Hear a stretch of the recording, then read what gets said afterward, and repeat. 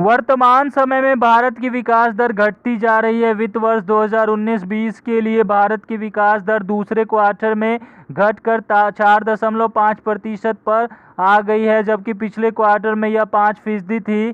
क्या आप जानते हैं कि यह कौन सी जीडीपी विकास दर है, नॉमिनल या रियल? यदि नहीं तो आइए इस वीडियो में जानते हैं। सकल घरेलू उत्पाद की परिभाषा, definition of gross domestic product. सकल घरेलू उत्पाद से मतलब एक वित्त वर्ष में देश की सीमा के अंदर उत्पादित समस्त अंतिम वस्तुओं और सेवाओं का मूल्य होता है। इसमें देश की सीमा के अंदर रहकर जो विदेशी लोग उत्पादन करते हैं उसे जीडीपी में जोड़ लिया जाता है, और जो भारतीय लोग विदेशों में उत्पादन करते हैं उसे जीडीपी से घटा दिया जाता है। नॉमिनल जीडीपी का अर्थ, मीनिंग ऑफ नॉमिनल जीडीपी, जब एक वर्ष में उत्पादित वस्तुओं और सेवाओं के मूल्यों की गणना बाजार मूल्यों या करेंट प्राइस पर की जाती है तो जो जीडीपी की वैल्यू प्राप्त होती है उसे नॉमिनल जीडीपी कहते हैं। रियल जीडीपी का अर्थ, मीनिंग ऑफ रियल जीडीपी, जब एक वर्ष में उत्पादित वस्तुओं और सेवाओं के मूल्यों की गणना आधार वर्ष के मूल्य या स्थिर प्राइस पर की जाती है तो जो जीडीपी की वैल्यू प्राप्त होती है उसे रियल जीडीपी कहते हैं।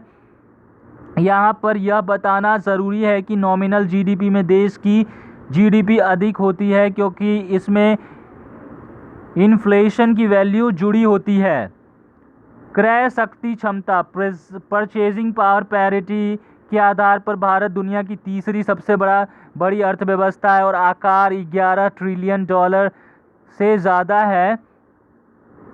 जबकि स्थिर प्राइस के हिसाब से देखा जाए तो भारत दुनिया की 5वीं सबसे बड़ी अर्थव्यवस्था है और इसका आकार 2.9 ट्रिलियन डॉलर के बराबर है। आइए अब नॉमिनल जीडीपी और रियल जीडीपी के बीच अंतर जानते हैं। तुलना आधार, रियल जीडीपी और नॉमिनल जीडीपी। अर्थ, स्थिर मूल्य पर वस्तुओं और सेवाओं का कुल मूल्य, बाजार मूल्य पर वस्तुओं और सेवाओं का कुल मूल मूल्य। गणना का सूत्र, उत्पादों की संख्या स्थिर मूल्य, उत्पादों की संख्या गुना स्थिर मूल्य और उत्पादों की संख्या गुना बाजार मूल्य। जीडीपी डेटा, कुल उत्पाद की वैल्यू कम दिखती है क्योंकि इसमें मुद्रा स्फीति घटा दी जाती है। कुल उत्पाद की वैल्यू ज़्यादा दिखती है क्योंकि इसमें मुद्रा स्फीति नहीं घटाई जाती। गणना की सुविधा, गणना आसानी से हो जाती है, इसकी गणना बहुत कठिन होती है। विश्वसनीयता, इसके आंकड़े विश्वसनीय माने जाते हैं क्योंकि वे इकोनॉमी की सही हालात दिखाते हैं, और इसके आंकड़े कम विश्वसनीय माने जाते हैं क्योंकि वे इकोनॉमी की सही हालात नहीं दिखाते हैं।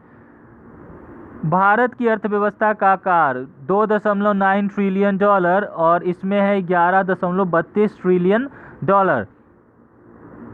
देखिए, जो बीच वाला है वो रियल जीडीपी के बारे में बता रहा है और जो साइड वाला है वो नॉमिनल जीडीपी के बारे में बता रहा है। ठीक है, तो भारत की विश्व में स्थिति इसके हिसाब से, मतलब रियल जीडीपी के हिसाब से भारत विश्व की 5वीं सबसे बड़ी अर्थव्यवस्था है और नॉमिनल जीडीपी के हिसाब से भारत विश्व की तीसरी सबसे बड़ी अर्थव्यवस्था है।